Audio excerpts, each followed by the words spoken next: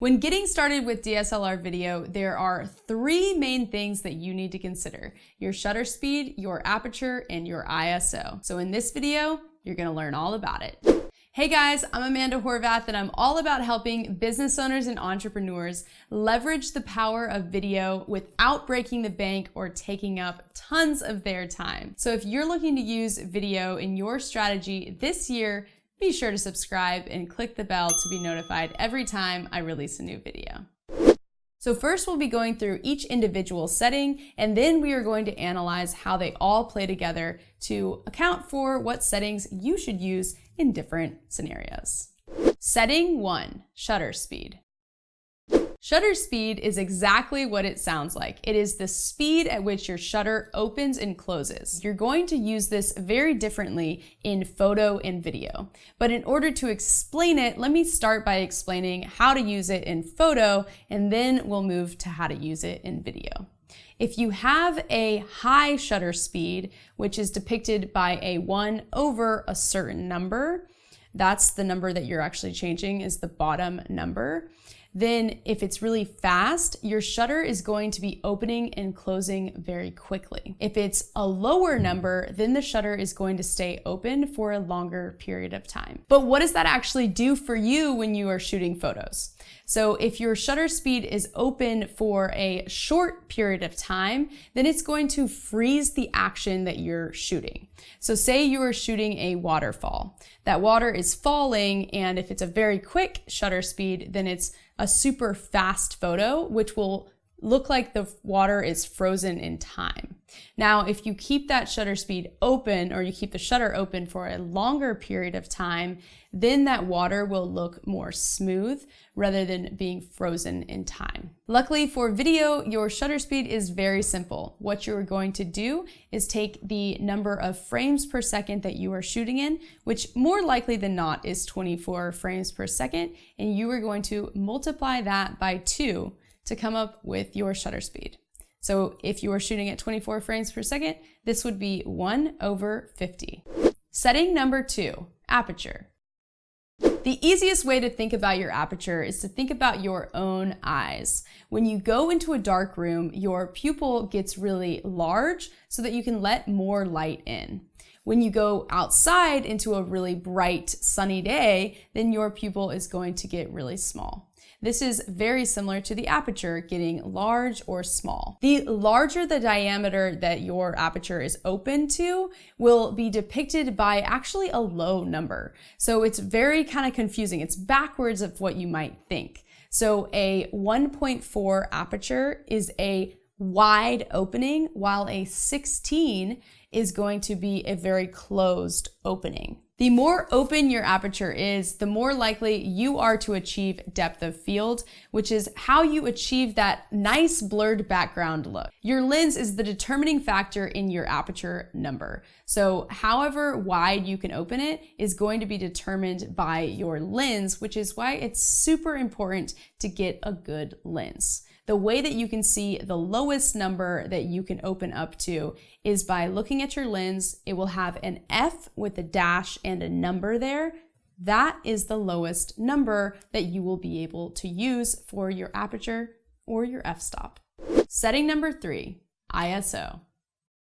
ISO is artificial light that is being added to your image. So when you have everything set within your camera, you can crank up the ISO to add more light or less light to your image. But it isn't actually doing it at the mechanical level, it is actually adding artificial light. So for example, with your shutter speed, you're opening it up for a longer period of time, and that lets more light in. And with your aperture, you're making it wider so that more light can come in. ISO doesn't work that way. It's just artificially adding light to your image, and the more light that you add, the more grainy your image is going to be, which will reduce the quality of your image. So you always want to try and keep your ISO as low as possible. Each camera is going to vary at the level that the grain starts coming in to the image. So for example, lower end cameras might start showing grain at 500 ISO,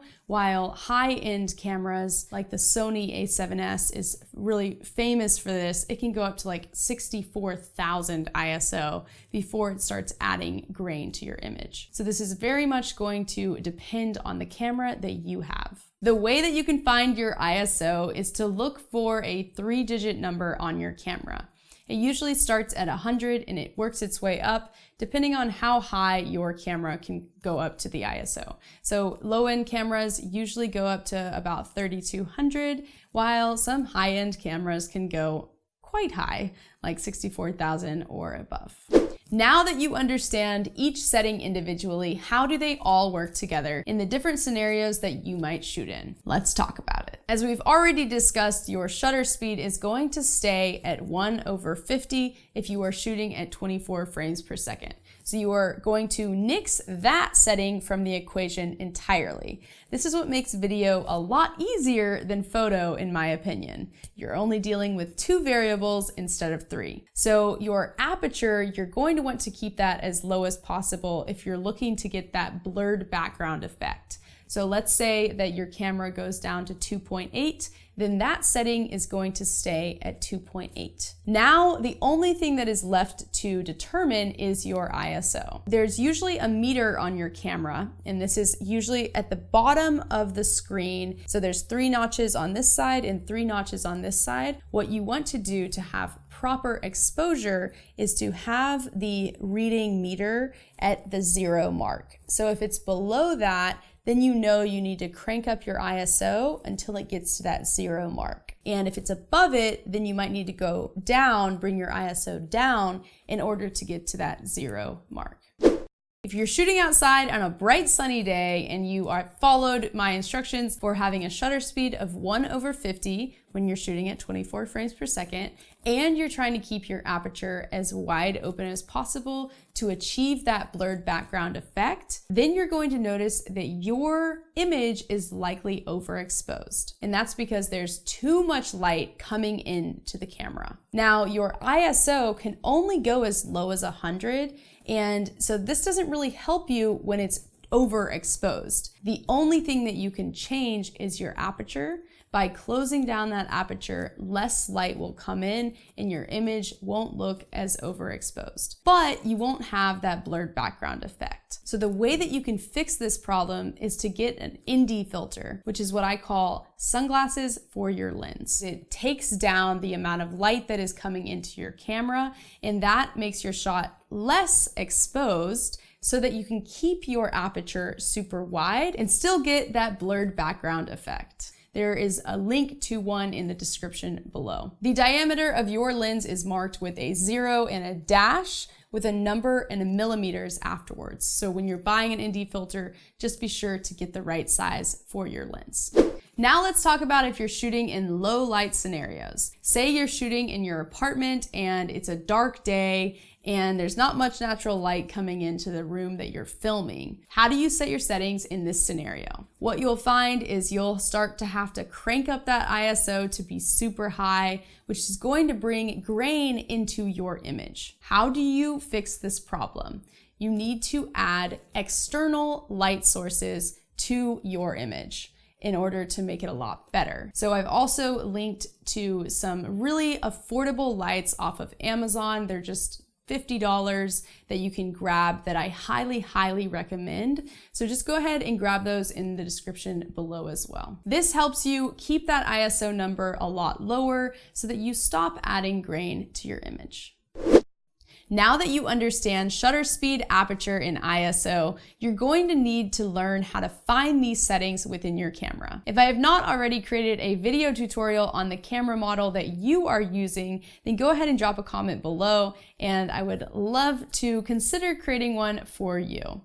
Otherwise, I'll see you in the next video. Then your pupil gets really wide? Wide? Yes, wide. The more opened your aperture is, okay, God damn it. So you're going to have to compensate. And anything, go there and maybe like the lowest. Compensate. that. God damn it, this low and high thing. Okay.